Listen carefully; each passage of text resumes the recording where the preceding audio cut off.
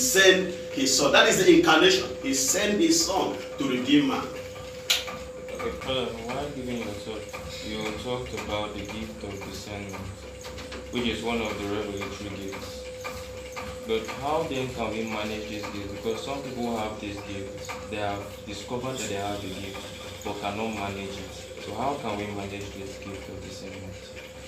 Being in good relationship with God. It is a gift. Any gift that is not properly used is taken away from you by the giver. So discernment is for you to know the source, right? The source or the origin and the motivation behind that. So in discernment, we will know the motivation behind your calling. And that is what we are doing here. Your motivation is key in discernment. What is motivating you? Is it the things of before? Is it because Nigeria's system is so bad? The economic is so bad, and that is why you are here. What is motivating you into the priesthood? So that is very, very fundamental. With the gift of discernment, what do we know? And by the way you live your life, sometimes it could be so materialistic. Sometimes you don't really respond to formation. We know that is not where we're supposed to be. So formators need that gift of discernment to know the source, the origin of that manifestation, and the motivation behind that manifestation is very proper. And like I said, if you are not in good standing with the giver, it takes the gift from you. Yes, Father. During the course of your presentation, you said that we are directed to the lamp to hear the call. So, Father, how do we hear this call? When we are directed to the lamp, how can we hear this call? He speaks to us every day. He speaks to you. I taught you in class. He speaks to you through the word. He speaks to you through circumstances. He speaks to you through your formators. He speaks to you through your guidance. The ability to respond to formation matters. You may not have the grace of understanding completely about your vocation, but there is somebody that God can give the grace to explain to you where you are going and what you are not doing or what you are not doing well. So God speaks to us. He speaks to us through His word, through prayer. I taught you in class. So the problem is that we are not responding. He speaks to us every day. And that is why silence is very important. And silence is emphasized in the formation house. Because God is still in the business of speaking.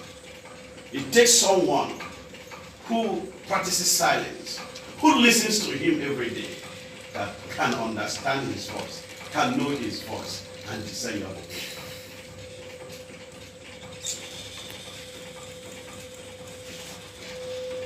Father, please. You know, I'm certain here like this, since you are like John the Baptist, you are leading us to Christ. And in the course of our formation here, you see that one of us there is not worthy to continue. And the person now decides to leave here and go to either congregation and continue from there, and eventually the person is within a priest. Is it that this John the Baptist here is not equipped enough to lead the person to Christ, or your vision is not indeed answered? It's not that the John the Baptist that was directing the formative to him, to Jesus, was not doing his work. It's either that you were not responding to the formation at that time, and that's why you were withdrawn. And see, there's a second chance, and you apply, and then, of course, you know that you are not going to repeat the same mistakes you've done here. It's a practical thing. If you are dropped, although in the diocese in Nigeria, if you are dropped in a particular diocese, you are not accepted in another diocese. Only in congregations that such a thing happens. But the fact remains that the formator may decide to drop you simply because you were not responding to formation. But if along the line you still have this, urge, and you readdress, you start responding to formation, and you apply to a congregation that accepts you, why not? God may decide to delay you to learn in a hard way how to respond to formation. Right?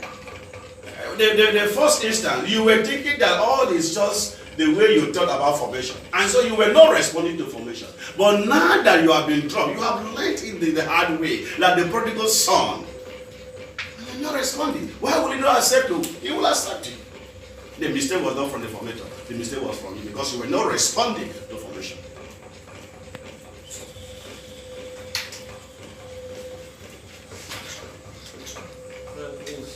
As a seminarian aspiring for the Catholic priesthood, how can we really understand better the dynamics of the Lamb? Because he speaks to us every day, like you said earlier, but not everybody really understands him or knows if he's speaking, because we live in a noisy world. So in listening, how do we really understand the many ways he speaks to us? The Lamb will not tell you to go and do something that is against him. If you listen to your voice, it speaks to us every day. And I said that over and over. And that's the reason why you must practice silence. He speaks to you. He's still in the business of speaking. He talks to us every day. The Lamb will not, for instance, you know that breaking of bounds is against the seminary rules. The Lamb will not tell you to break bounds. He speaks. As you are about breaking bounds, you will hear that voice. Don't do it. Right? Don't do it. Don't do it.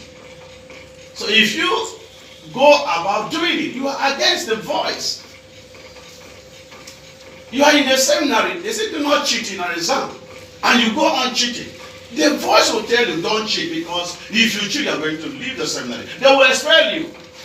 If you say, no, I need to cheat, you are going against the law. He has spoken. But because you were not responding to vocation or to formation or to his message, and of course you understand that God respects human freedom, right?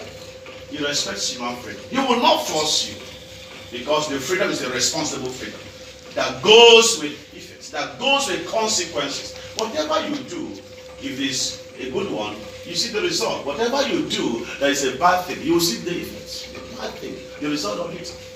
So the Lamb will always direct you to the truth. Say, I am the way, the truth. The Lamb will always direct you to the truth. The truth is that you don't do exam malpractice. You don't break bounds. The truth is that you don't jump fence.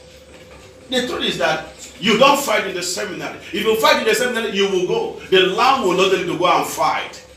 When you hear another voice telling you to break bounds, when you hear another voice telling you to go and fight, when you hear another voice telling you to go and cheat, that is not from the true Lamb. That is not from Jesus himself. You said the Lamb will not direct you to go and fight. Father, in a situation whereby this institution now is being attacked by unknown gunmen. That is self-defense. That is self-defense. You have to protect yourself. That is self-defense. The father I'm talking is the one you see. Are you looking for trouble? Right? You are not looking for trouble. The one you are giving here is that you are in your own home. You are in your own room. Then these bad boys come around to attack you. The first thing in man is self-defense. You have to defend yourself. That's what we're talking about. But if you now go and start fighting with the planner over nothing, and if there's anything, you need to let me know so that we can address it. But if you go about fighting, you have broken the law, one of the rules of the seminary. The law will not tell you to go and fight over nothing.